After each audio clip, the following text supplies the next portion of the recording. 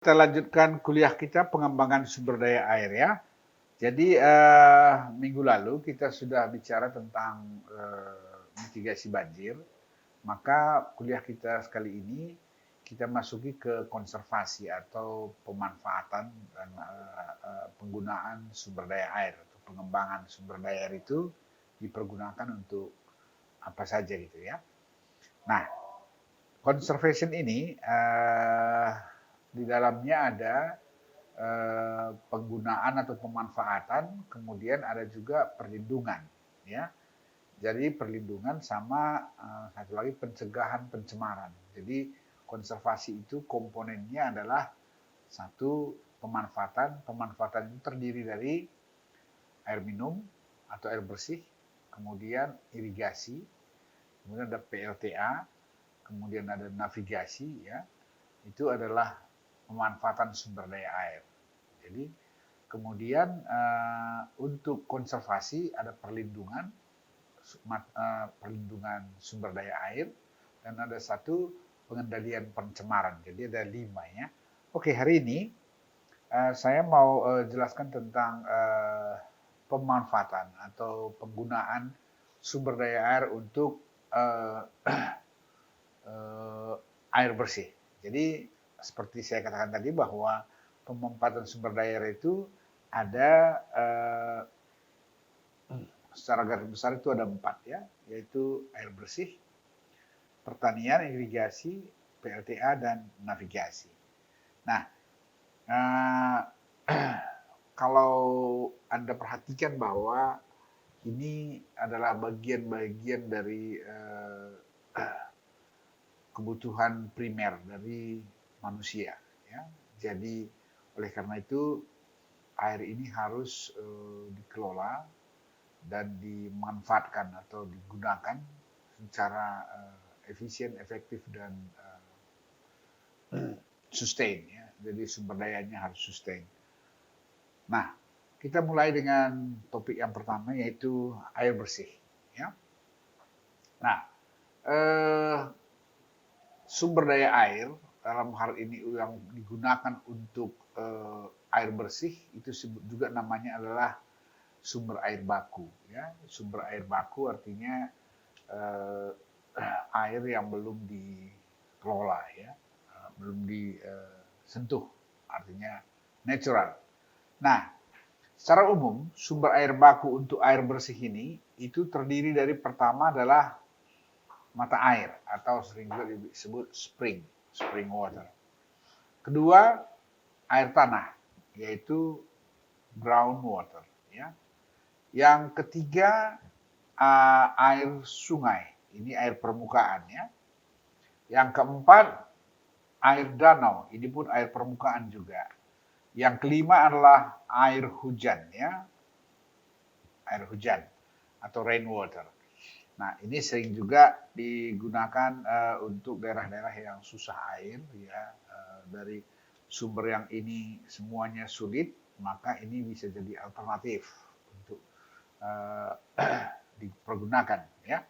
Nah, sekarang kita lihat satu persatu bagaimana sumber daya air dalam hal ini mata air digunakan untuk air baku, air bersih, untuk air bersih, air tanah, sungai, danau, dan air hujan. Ya. Nah, secara umum, ya,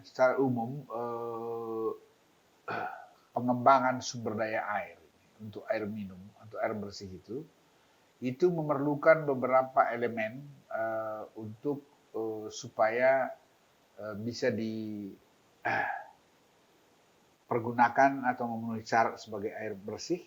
Kemudian bukan air minum, ya, bukan memenuhi syarat untuk diminum, tapi memenuhi syarat sebagai air bersih. Dan komponen-komponen apa saja yang diperlukan supaya dia bisa dideliver dari sumbernya sampai ke konsumen gitu ya. Nah, ada elemen-elemen fungsional pada sistem pengelolaan air bersih ya adalah seperti bagian ini. Pertama, sumber air. Itu tadi ada berapa macam tadi ya. Sumber airnya itu ada 5 ya. Kemudian di sini sumber air itu bermacam-macam ininya, kualitasnya. Ada yang membawa sedimen, ada yang tidak, ada yang membawa kandungan kimia, ada yang tidak, gitu ya. Jadi oleh karena itu ada kalanya dia perlu di treatment, gitu ya. Nah, secara garis besar, pertama adalah ini, dari sumber bisa saja langsung ke konsumen, terus langsung ke konsumen, ya bisa. Contohnya apa? Biasanya sumur dangkal, ya, shallow well untuk keperluan rumah tangga biasanya langsung diambil, ya, diambil dari sumur terus digunakan. Kemudian dari mata air, spring water pun sering juga langsung digunakan, ya, untuk daerah pedesaan langsung dari mata air digunakan. Itu masuk jalur yang nomor 1 ini, ya. Kemudian yang nomor 2, kalau ada limitasi dari debit itu, debit sumbernya, maka diperlukan storage. Maksudnya apa? Supaya pada saat penggunaan jam puncak ada tambahan dari storage ini atau reservoir disebut namanya, ya. Nah, itu biasanya masukkan dulu ke reservoir, kemudian bisa dari reservoir ini itu bisa melalui treatment plant atau melalui transmisi dulu, treatment plant atau transmisi, atau bisa dari sini langsung ke dari storage ini bisa langsung ke treatment plant atau transmisi, kemudian dari treatment plant masuk ke reservoir distribusi, baru ke konsumen, ya. Jadi ada satu titik di mana hampir semua sumber air baku memerlukan treatment walaupun level treatment itu berbeda-beda. Ada yang perlu hanya penjernihan, ya. Ada yang perlu hanya untuk sedimentasi, gitu ya. Jadi berbeda antara satu sumber dengan sumber yang lainnya. Baik, nah sekarang kita lihat satu persatu. Kita mulai dari mata air. Mata air adalah air yang keluar atau mengalir di permukaan, ya, yang muncul dari dalam tanah. Jadi artinya ini sebenarnya aliran air di dalam tanah atau di aquifer. Jadi dia keluar di permukaan karena adanya gaya hidrolis atau gaya gravitasi yang membuat dia keluar pada titik tertentu. Jadi umumnya begini, ya. Jadi ini ada air masuk ke aquifer ini, ya. Aquifer ini biasanya rainfall, ya. Ini mulai infiltrasi. Nah, ini pada gradient tertentu, pada saat lapisan bawahnya sudah impervious, gitu ya, dia bisa keluar jadi spring water, gini. Nah, ini umumnya bisa kita peroleh di beberapa tempat yang aquifernya memang tembus ke permukaan dan gradientnya cukup untuk keluar. Nah, sarana yang diperlukan untuk memanfaatkan mata air ini untuk kebutuhan air minum adalah, pertama adalah lakukan prasarana perlindungan mata air tersebut. Jadi kalau kita punya mata air di satu tempat begini, ini pertama dulu adalah dalam radius tertentu, ya, itu harus defense, ya, pagar. Nah, kemudian di sekitar ini, ya, itu supaya ditanami pepohonan, dan kalau kita bisa mengetahui, ya, rechargingnya di tempat mana gitu, itu pun dilindungi dengan cara seperti ini, ya. Karena kadang-kadang rechargingnya itu mungkin ada di wilayah atas sini, ya, ini, ya, di daerah sini, mata airnya ada di sini, gitu. Nah, ini pun kalau ditelusuri bisa didapatkan, dan biasanya itu daerah hutan, ya. Oke, jadi pertama dulu adalah perlindungan dan penghijauan pada radius tertentu dari muka air. Kita lakukan seperti itu, ya. Itu yang perlu lakukan. Kedua, untuk memanfaatkan itu perlu perlindungan mata air tersebut, namanya brown capturing. Nah, ini sebenarnya bug ini ya. Jadi umpamanya begini, kalau ada mata air keluar dari satu tempat di sini, katakan ini adalah spring ya, spring. Itu tempat ini, itu sebaiknya di saya hapus lagi ya. Itu begini ya, mata airnya di sini, ini sebaiknya ditaruh bak gini. Jadi terlindung. Jadi artinya mata air ini tidak akan dimasuki oleh kontaminan ya. Kontaminan. Jadi pencemar. Jadi ini bak ini gunanya khusus untuk menjaga supaya mata air tersebut yang sudah keluar itu tidak tercemar oleh kegiatan di sekitarnya. Nah, tapi ingat bahwa muka air di sini ini tidak boleh tinggi ya, karena kenapa?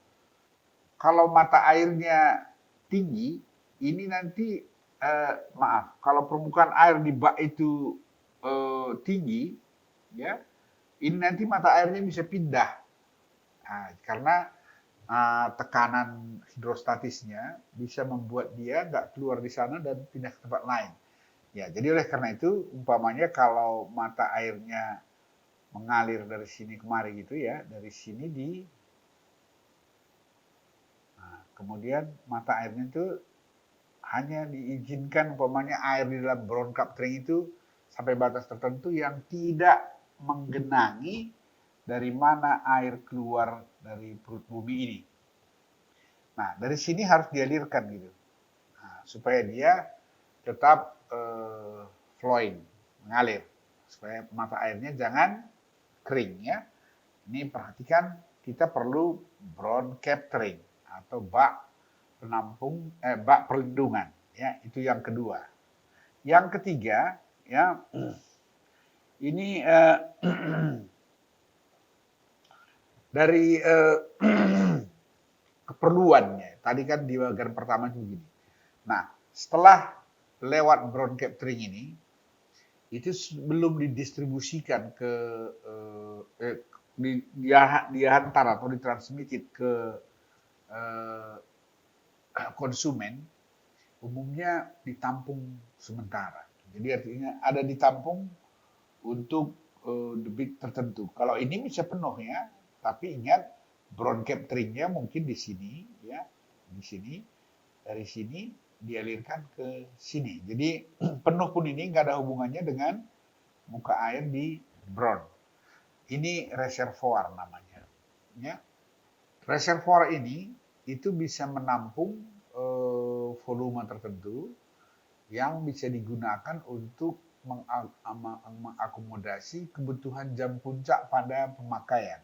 Ya, jadi apabila Q-nya ini tidak bisa memenuhi kebutuhan pada jam tertentu, itu bisa disuplai tambahannya dengan Q accent gini ya, sehingga Q yang keluar menjadi Q plus Q accent gitu ya. Nah, itu fungsi reservoirnya. Nah, setelah itu pipa transmisi. Dari sini itu biasanya dibawa ke konsumennya. Ini konsumennya, maka ini namanya transmisi. Nah, ada kalanya ya di konsumen ini ya ini dipasang lagi satu bak penampung supaya menambahi kapasitas yang di sini. Dan dari sini baru dipasang pipa distribusi ke konsumen. Nah, jadi ada beberapa sarana yang umum diperlukan untuk menggunakan ini.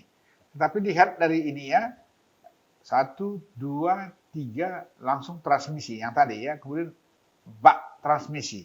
Ada kalanya ini diperlukan, ada juga tidak. Artinya begini, dari reservoir yang di atas tadi, langsung di sini, dari sini mungkin dia langsung pakai distribusi atau branch gini ya, untuk masuk ke pelanggan-pelanggan atau konsumen. Nah, kalau diperlukan tambahan reservoir, bisa dibuat di dekat pemukiman itu. Tapi kalau dibuat reservoir di situ ada problemnya. Problemnya adalah kita harus nambahi pompa. Ya, kita harus pompa karena dia elevasi kalau begitu reservoir dibuat, elevasi itu menjadi elevasi energi. Nah, jadi dia merangkap sebagai pelepas tekan. Ya. Nah, kemudian dari pipa bak distribusi kalau ada ya, kalau ada bak distribusi ini, kalau elevasinya masih cukup bisa gravitasi. Kalau tidak harus ditambahi pompa ya. Ini biasanya bisa ditambahi pump kalau diperlukan ya. Nah, baru sambungan rumah. Nah, secara skematis bisa kita lihat begini. Ya. Ini daerah brown capturing tadi, di mana ada spring yang ada di sini. Kemudian bak penampung sementara. Kemudian dari sini itu alternatifnya bisa begini ya, bisa pakai distribusi, tapi kalau ada distribusi ini harus tambahi pompa ya. Nah, kalau tidak dari sini kasih branch-nya gini. Kasih pipa yang bisa langsung ke rumah-rumah gitu ya. Tambahi pipanya, kemana pelanggannya, tambahi. Nah, jadi dia tetap gravitasi dari atas, tapi ini sudah langsung ke pelanggan-pelanggan gitu ya. Gini. Ini yang umum dipakai untuk pengadaan air untuk penggunaan spring kalau di wilayah pedesaan yang menggunakan sistem pipa seperti ini. Sistem pipa distribusi yang seperti ini namanya adalah sistem branch ya. Branch system. Nah, jadi saya kasih satu contoh yang penggunaan spring ini di Kota Medan adalah air yang diambil dari Lokaban di Sibolangit. Itu dibawa ke Medan ya dengan cara seperti ini. Di Laukaban itu ada baknya ya, ada baknya, dia bikin bak terbuka. Kemudian dari sini transmisi sampai ke Jalan Sisimangaraja sana ya. Sisimangaraja itu transmisi. Dia itu apa namanya? Ini elevated reservoir. Dari sini dialirkan lagi gitu ke konsumen gitu. Itu Sembahe ya, tahu Sembahe, di atas Sembahe itu ada menuju Sibolangit ada mata air Lokaban namanya. Itu elevasinya kira-kira sekitar 600-an meter dari permukaan laut. 600 meter dari permukaan laut dibandingkan dengan Sisimangaraja itu kira-kira 40 meter. Jadi dia masih bisa elevated ya, elevated reservoir gini. Reservoirnya di atas gini ya. Dari sini baru dialirkan ke konsumen gitu. Nah, itu yang tipe yang seperti ini, yang tidak pakai pompa. Kalau pakai pompa itu berarti di ground reservoir, bukan elevated. Nah, ini adalah teknik-teknik pemanfaatan sumber daya air ya untuk mengembangkan sumber daya air supaya bisa memberi manfaat kepada orang, dalam hal ini untuk penyediaan air minum atau air bersih. Jadi air bersih dan air minum ada bedanya. Kalau air minum itu air bersih yang disterilkan. Bisa dengan cara purifikasi yang dengan cara filterisasi yang sangat halus atau bisa dengan memasak ya. Nah, tapi kalau air bersih artinya sudah bisa untuk mandi ya. Sepiring mandi, kakus sudah bisa. Kalau air minum drinkable. Oke. Jadi ini bagaimana cara mengembangkan sumber daya air untuk bisa digunakan sebagai sumber air minum dan sampai kepada konsumen ya. Jadi kalau diperhatikan skematik ini ya, ini yang saya katakan tadi, perhatikan muka air di brown capturing ini nggak boleh menggenangi mata airnya. Gitu.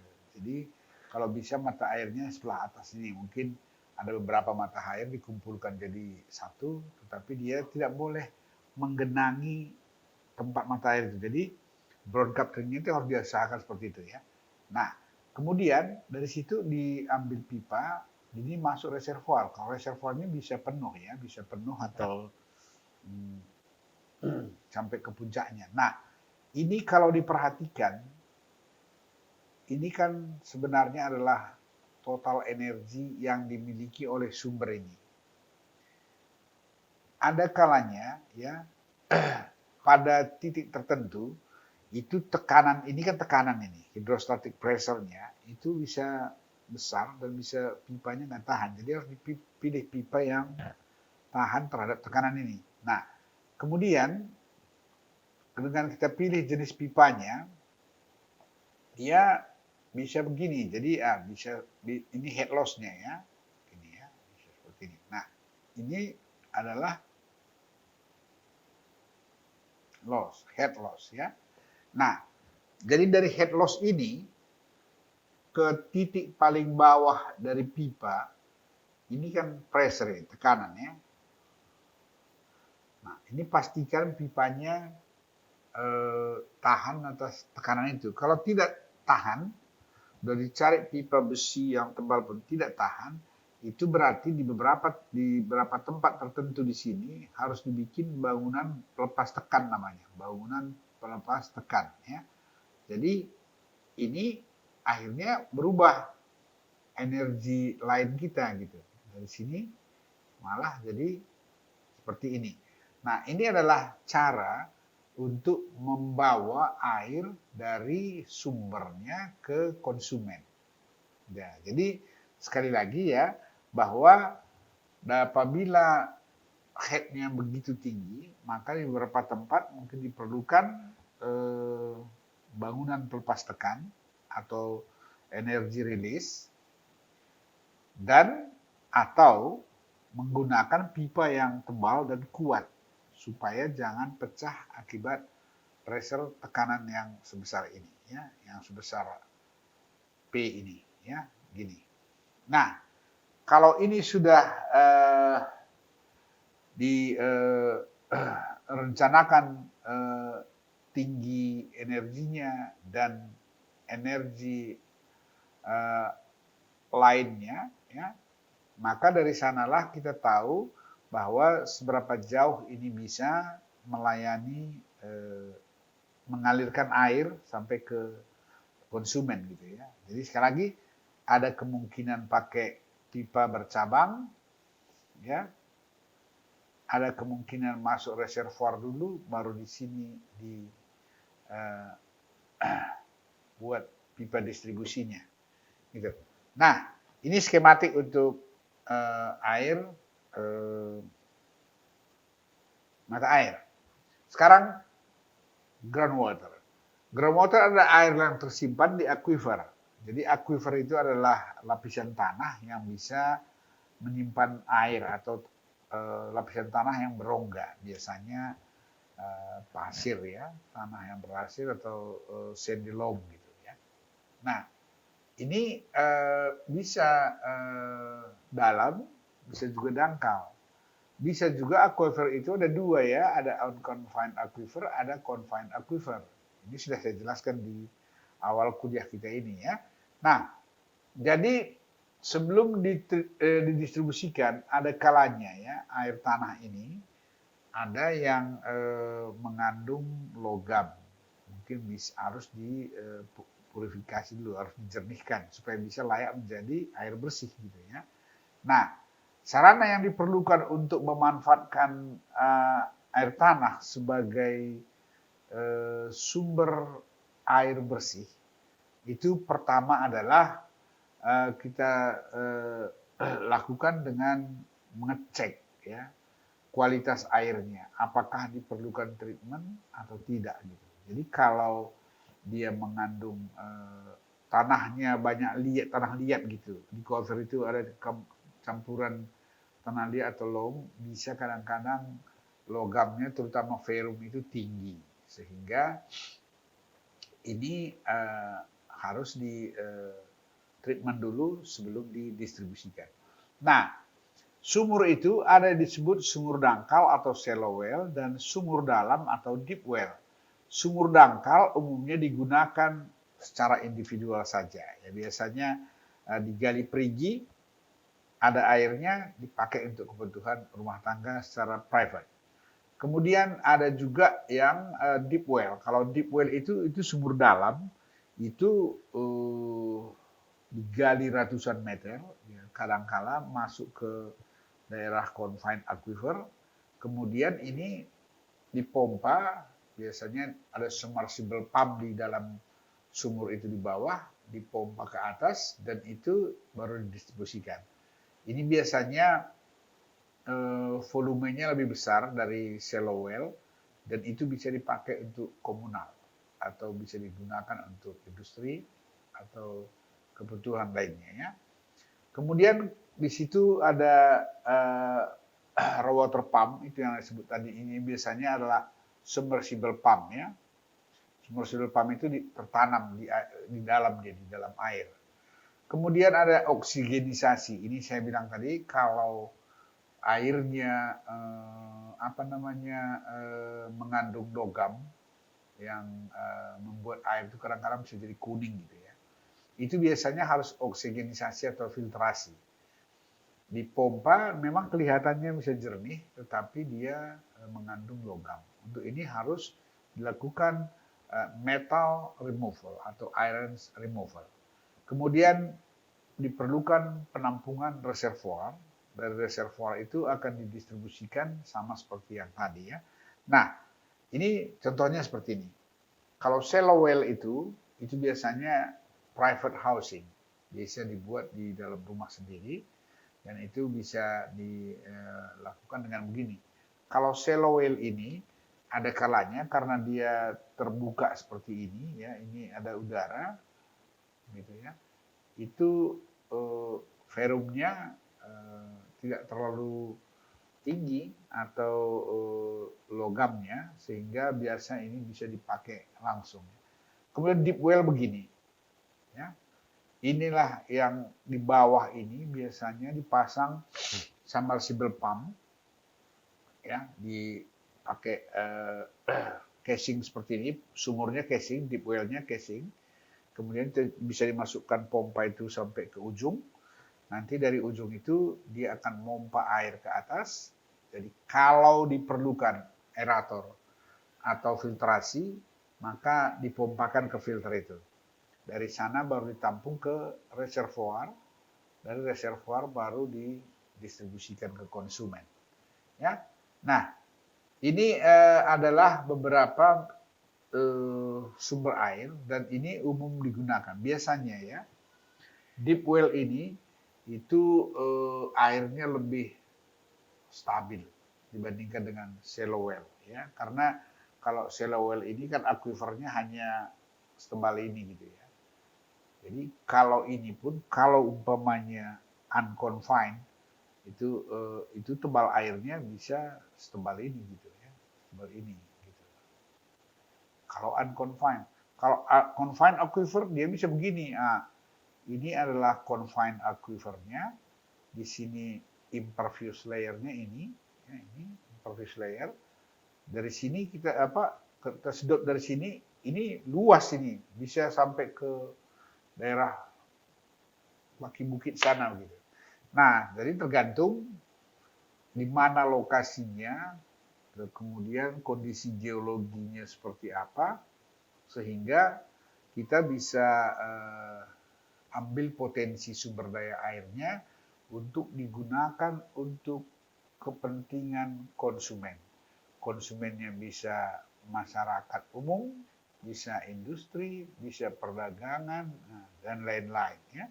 Jadi untuk inilah kita harus jaga keberadaan sumber air ini, supaya dengan sumber daya air pada air tanah itu bisa dimanfaatkan untuk keperluan umum.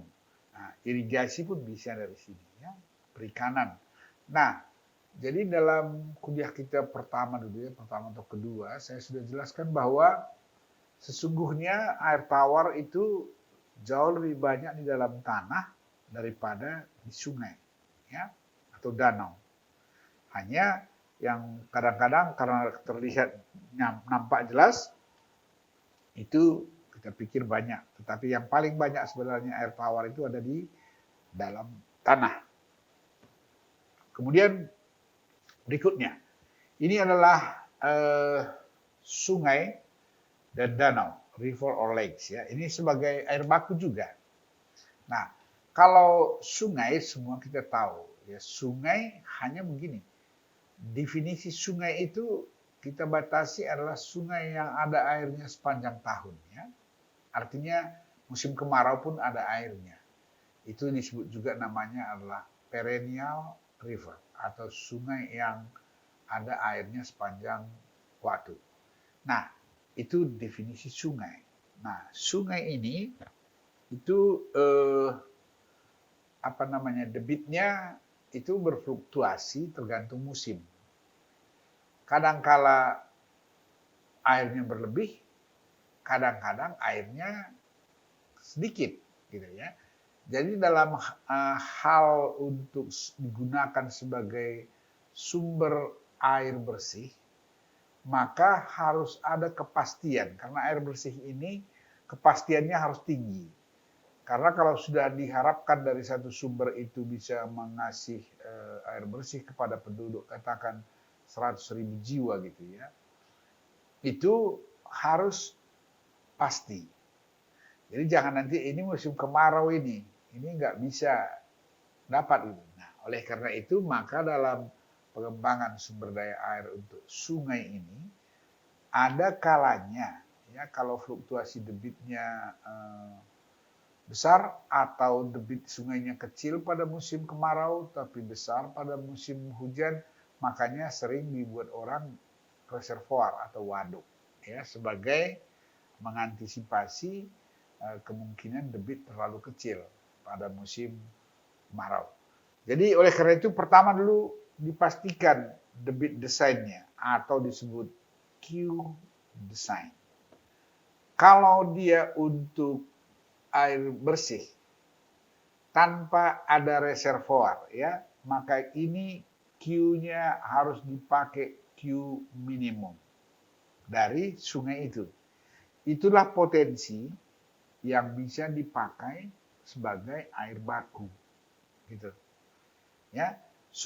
Q minimum ini pun harus dikurangi lagi dengan river maintenance karena nggak boleh semua air yang mengalir pada saat debit minimum itu diambil juga untuk air minum, harus ada disediakan untuk perawatan alur sungai dan biodata sungai ya, akuatik, ekosistem. Nah, jadi oleh karena itu, kalau tidak ada reservoir, inilah sumber air baku yang bisa digunakan untuk air minum. Kenapa kita ambil Q minimum? Karena hanya itu yang bisa memberikan probabilitas yang tinggi terhadap keberadaannya. Jadi artinya apa? Ada limitasi orang yang bisa dilayaninya atau debit yang bisa diberikannya. Jadi kalau begitu, kalau belum ada reservoir, cari sumber lain.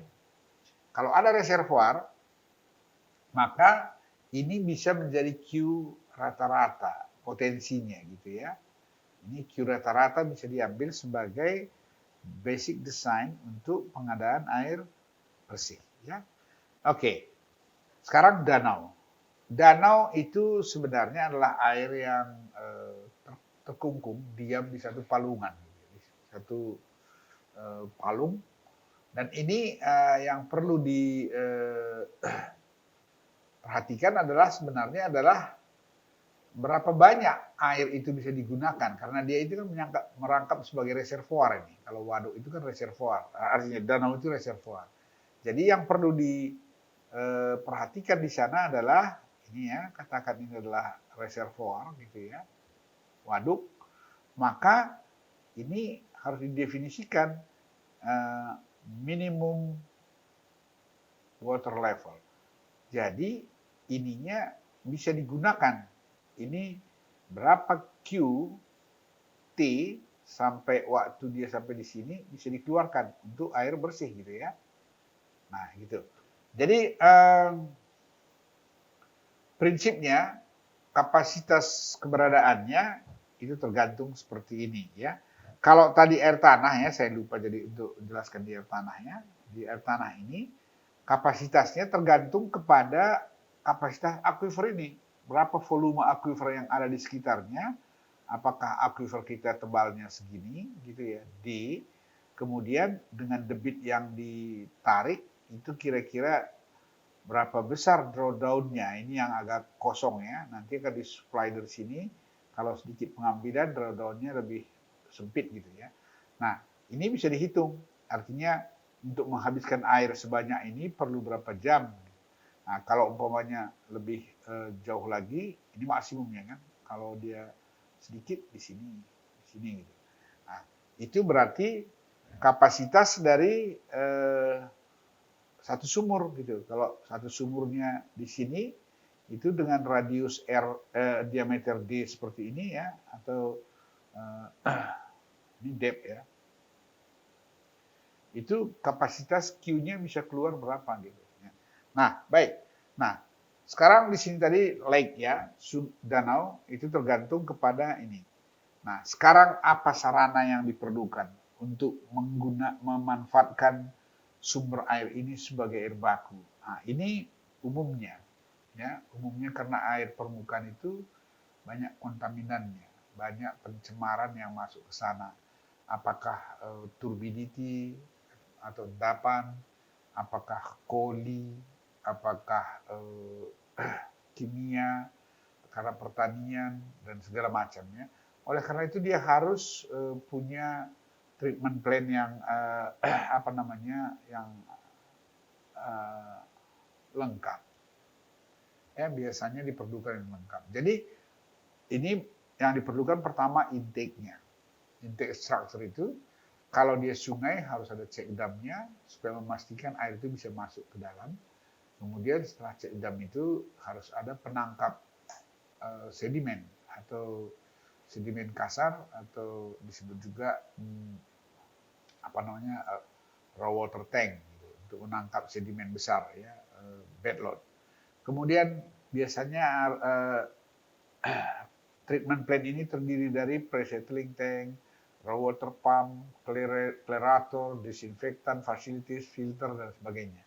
Setelah itu harus ada reservoir, umumnya ini memang begitu ya, supaya ada cadangan air, mana tahu pompa mati atau rusak, listrik mati, perbaikan pompa itu ada peluang untuk memperbaikinya pakai air yang di reservoir ya. Kemudian ada pipa transmisi, sama seperti tadi, kalau udah sampai dari reservoir biasanya ini udah standar ya untuk membuat pemakaiannya. Nah, untuk ini ya, sungai dan danau, ingat kita perlu membuat treatment plan yang lengkap. Jadi ini untuk keperluan sarana prasarana untuk mengembangkan pemanfaatannya ya. Jadi ini bukan mata air ini adalah sungai dan danau ya, sungai dan danau. Jadi ini ini bisa kita lihat bahwa air tanah, ya, air mata air, sungai danau yang umum digunakan sebagai sumber air baku untuk pengadaan air bersih untuk wilayah permukiman perkotaan. Jadi di wilayah permukiman perkotaan itu ada industri, ada perdagangan, ada sosial dan segala macamnya, itu semua memerlukan air bersih. Nah, jadi kita lanjutkan. Tadi kan kita ada bicara reservoir ya. Sebenarnya reservoir itu kan penyimpan air pada saat pemakaian sedikit dan nanti mengeluarkannya pada saat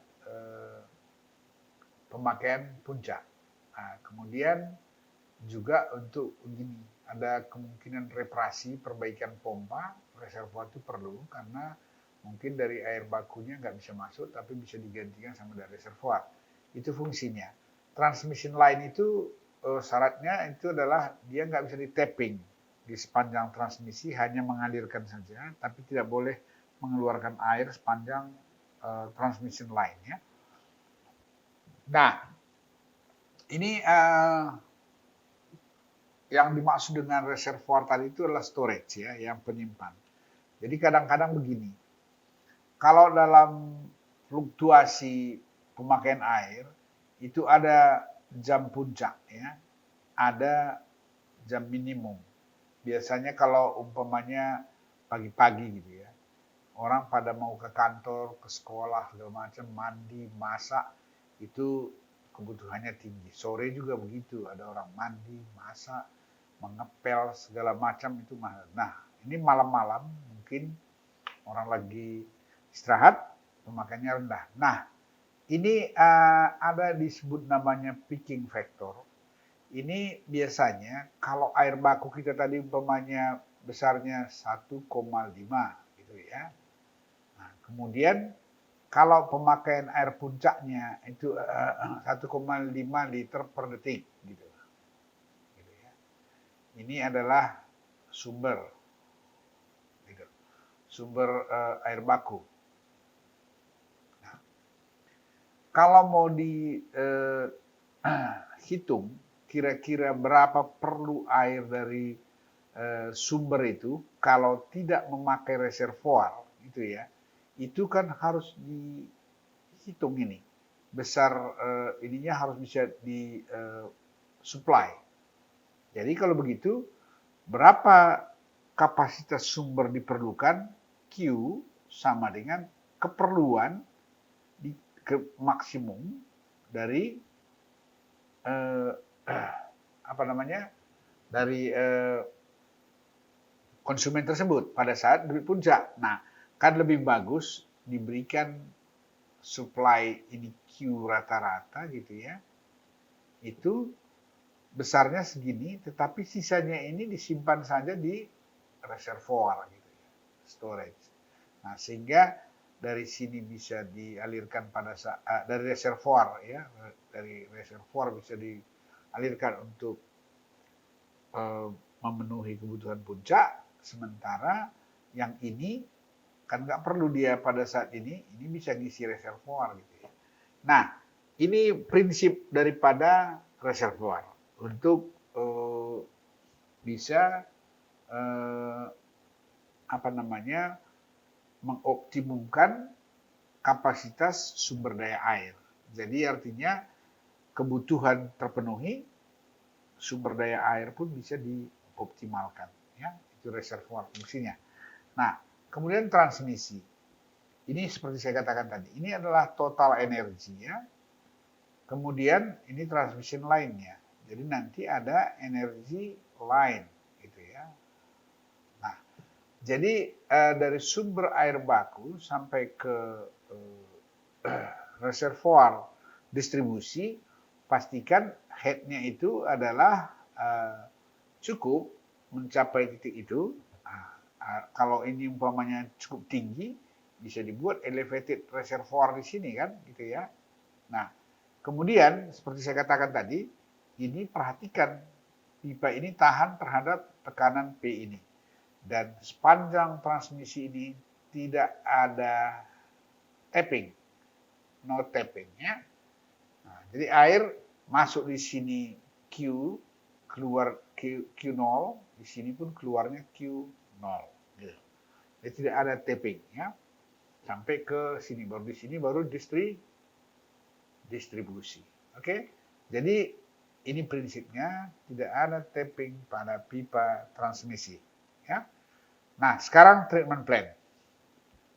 Ini treatment plan ini yang lengkap. Ini untuk yang sungai ya, sungai dan atau danau yang memerlukan treatment plan yang lengkap. Ini check dam. Ini sungai ya. Ini ada Q sungai ya, river. Gitu ya.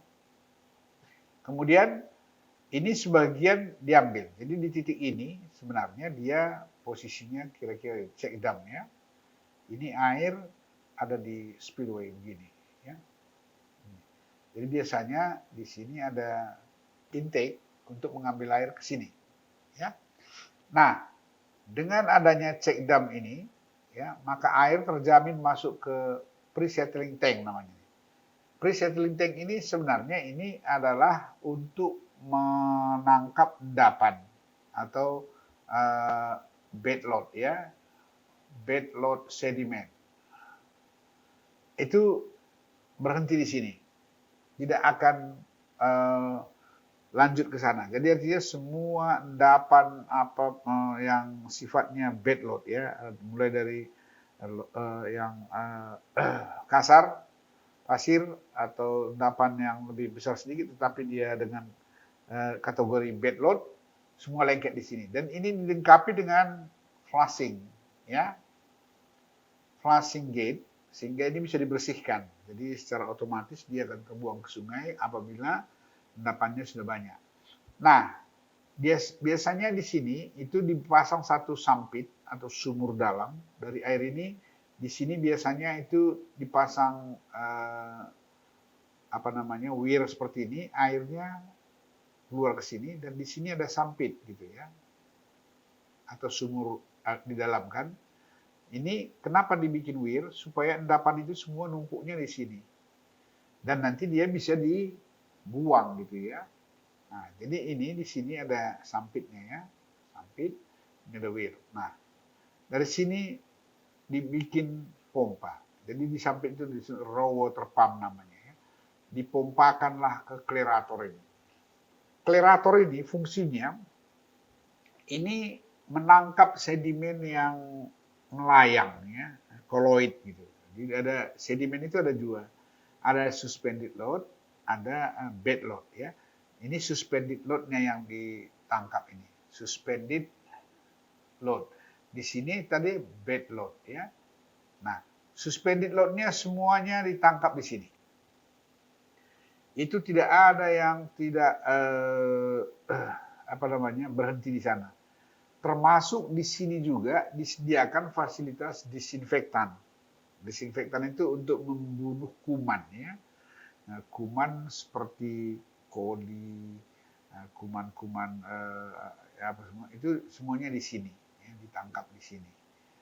Nah, dengan demikian air yang keluar dari filter klerator ini sudah relatif bersih, bebas dari endapannya dan kuman.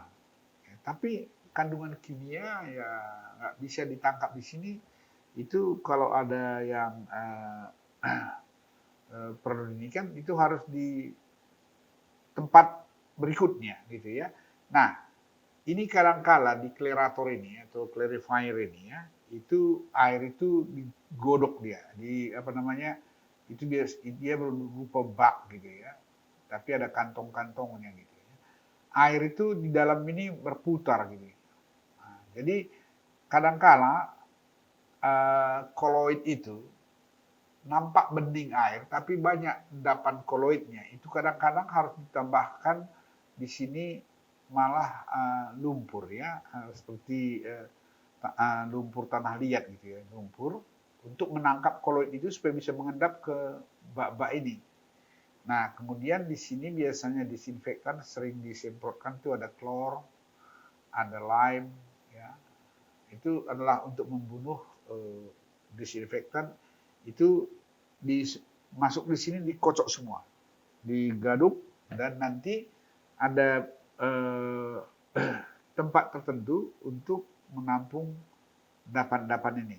Setelah dia melalui beberapa putaran, baru dia keluar, dan itu nanti koloidnya semua sudah tinggal di klerator ini. Ya. Nah, yang keluar di atas ini biasanya ada paling atas itu sudah bebas dari endapan-endapan ini. Nah, sementara yang berputar itu ada di bawah ini. Ya. Nah, baru masuk ke filter. Filter ini segala sesuatu yang di sini tadi belum tertangkap, itu di sini disaring ulang dan dijernihkan. Jadi filter ini bukan seperti filter biasa, bukan hanya pasir, kerikil gitu, tapi dia ada karbon, ada jenis batu tertentu yang bisa menangkap menjernihkan ya, dia bisa menjernihkan dan itu keluar dari sini itu betul-betul sudah masuk ke reservoir dan ini sudah jernih. Ini adalah satu bagian treatment yang komplit yang umum digunakan untuk purifikasi atau untuk treatment plan air permukaan. Nah, ada kalanya kalau kita pakai air danau mungkin turbidity nggak berapa tinggi, mungkin ini bisa di skip yang nomor 1 ini ya. Ini tidak dipakai untuk danau yang nomor 1. Tapi yang lainnya mungkin perlu. Kenapa? Karena danau itu nampak jernih tetapi banyak koloidnya. Itu harus di treatment dengan cara seperti ini ya. Nah, untuk kondisi ini perlu catatannya ya bahwa komponen ini disesuaikan dengan kualitas air yang masuk secara terus-menerus ya. Jadi dia bukan hanya sesaat-sesaat, tapi secara terus-menerus. Nah, ini adalah typical water treatment plant yang umum digunakan untuk pengembangan sumber daya air menjadi air baku atau air minum sampai ke konsumen. Nah, ini transmisi. Si transmisi ini itu biasanya di sini sudah bisa ada reservoir distribusi dan ini baru network ya. Pipe network, distribution network. Ini udah permukiman gitu ya. Ini reservoir distribusi. Nah, kira-kira seperti ini bagaimana cara memanfaatkan sumber air yang dipakai untuk air bersih.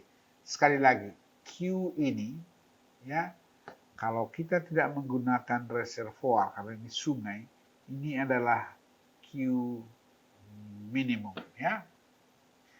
Jadi Q minimum ini yang bisa diambil kemari ya adalah Q water supply.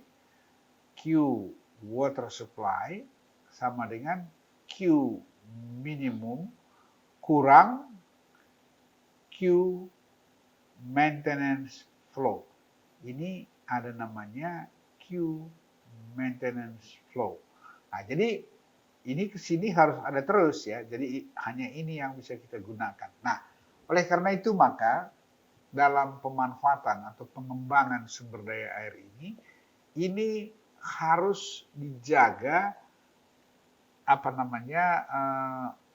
ekosistemnya supaya jangan sempat Q minimumnya ini udah nggak ada lagi gitu. Artinya nggak perennial lagi dia. Nah, itu sudah susah untuk membuat rencana pemanfaatan air baku, air bersih. Jadi oleh karena itu ini harus dijaga. Caranya apa? Adalah menjaga vegetasi yang memadai atau tata guna lahan yang memadai di upstreamnya ini. Supaya Q minimum yang kita pergunakan ini tetap bisa diharapkan. Ada langkah berikutnya memang yang bisa dibuat, yaitu membuat reservoir di atas gitu kan. Jadi ini nanti keluarnya bukan lagi dari check dam, tapi keluarnya dari reservoir gitu. Itu cara yang kedua. Cara alternatif kalau ini sudah nggak ada ya. Kalau Q minimumnya pun sudah nggak memadai atau mungkin hilang sama sekali. Oleh karena itu dalam konservasi ini, maka mendesain pemanfaatan ini, kita harus tetapkan berapa yang bisa diambil dari satu tempat. Nah, ingat, makin ke downstream, ini kan makin besar. Nah, kalau ada watershed seperti ini kan, gini ya, gini. Ini katakan laut ya, misalnya laut ini. Di sini, dan di sini, ini kan Q1, Q2, Q3 gitu kan. Ini kan Q1 pasti lebih besar dari Q2, walaupun di posisi yang manapun, minimum, yang maksimum, dan rata-rata. Dan seterusnya, Q2 lebih kecil dari Q1 gitu. Dan ini prinsipnya seperti itu. Kenapa? Karena di sini water sheet-nya lebih kecil gitu ya. Kalau di sini water sheet-nya kan lebih luas begini gitu. Nah, tetapi makin ke bawah kita elevasinya H kan makin rendah gitu. Kalau ini H1 gitu, H1 lebih kecil dari H2 dan lebih kecil dari H3 gitu. Jadi makin ke bawah makin kita butuhkan pompa. Kontaminannya pun makin ke bawah makin banyak. Jadi ini adalah teknik atau cara untuk memanfaatkan sumber daya air untuk air bersih dalam hal ini adalah air permukaan. Nah, jadi di sini tadi saya ceritakan, cek dam itu fungsinya adalah memastikan supaya air tetap bisa masuk ke treatment plant. Ini bangunan ini adalah menjaga supaya air tetap ada masuk ini cek dam ini ya. Kemudian yang selanjutnya pressuring tank tadi sudah jelaskan. Ini tugasnya hanya untuk bed load ya, nangkap ini. Itu fungsinya ya. Kemudian raw water pump. Ini karena ini memompa supaya klerator. Biasanya klerator itu elevated ya. Jadi ini untuk dipompakan ke atas ya. Selanjutnya klerator. Ini bangunan penangkap endapan yang itu adalah apa tadi? Suspended load ya. Suspended load. Itu yang ini ya. Nah, kemudian filter. Ini adalah menangkap endapan dan menjernihkan ya. Ini adalah menjernihkan, menangkap kandungan kimia, tambah logam-logam bisa ditangkap pakai filter ini. Dan filter ini mahal ya. Kemudian reservoir adalah untuk menampung sementara air yang dari treatment. Kemudian air bersih ya, untuk apa saja digunakan? Untuk domestik itu adalah air minum, air mandi, cuci kapus taman, dan mencuci kendaraan. Ini disebut namanya domestic water use atau kebutuhan untuk masyarakat ya. Kemudian ada untuk pemadam kebakaran, itu sosial ya. Industri, ini ada perdagangan, sosial dan perkantoran. Ini non domestik ya. Kemudian kualitas air bersih itu harus memenuhi standar tertentu yakni berkaitan dengan fisikal, kimia, dan biologi. Karena ini untuk dikonsumsi oleh masyarakat. Jadi nanti dalam kebutuhan air minum ini berarti kita akan bagi domestic water use, kemudian non-domestic, dan sosial ya. Oke. Nah, 3 ini adalah merupakan komponen yang umum yang harus kita persiapkan untuk dipenuhi dari sumber air yang ada di wilayah kita. Yaitu apa? Bisa dari air tanah, spring water, atau air permukaan, sungai atau danau. Jadi saya kira ya, ini saya jelaskan sekali lagi bahwa sumber daya air itu digunakan untuk keperluan masyarakat, ya, kemudian industri dan sosial. Jadi ini adalah merupakan kebutuhan primer ya.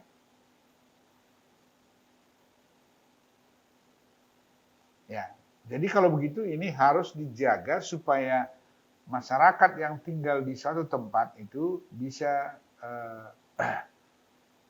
dipenuhi keperluannya untuk hidup, industri bisa berkembang, dan sosial juga bisa mendapat keperluan air sebagaimana yang diperlukan. Jadi kalau begitu, Q air baku harus senantiasa lebih besar atau sama dengan kebutuhannya.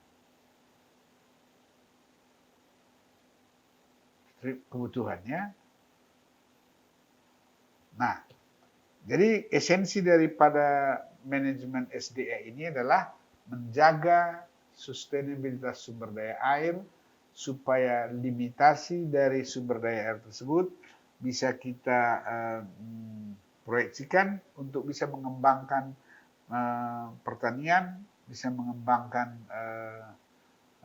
perkotaan gitu ya. Jadi ini khusus untuk permukiman ya. Untuk air bersih itu permukiman. Oke, saya kira sampai di sini yang bisa saya jelaskan pada hari ini. Sampai ketemu pada pertemuan kita berikutnya.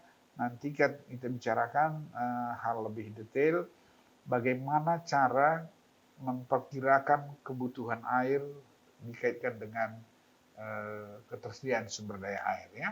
Karena sumber daya tersebut bukan hanya dalam satu sumber daya air, tidak hanya melulu untuk air bersih, tapi ada juga untuk pertanian, ada perlu untuk keperluan perikanan dan lain sebagainya. Oleh karena itu harus diatur satu pengembangan pemanfaatannya supaya jangan konflik dan optimum sumber daya air itu bisa dimanfaatkan, dan yang penting adalah berkesinambungan, sustain. Oke, sekian, sampai jumpa pada episode berikutnya. Salam.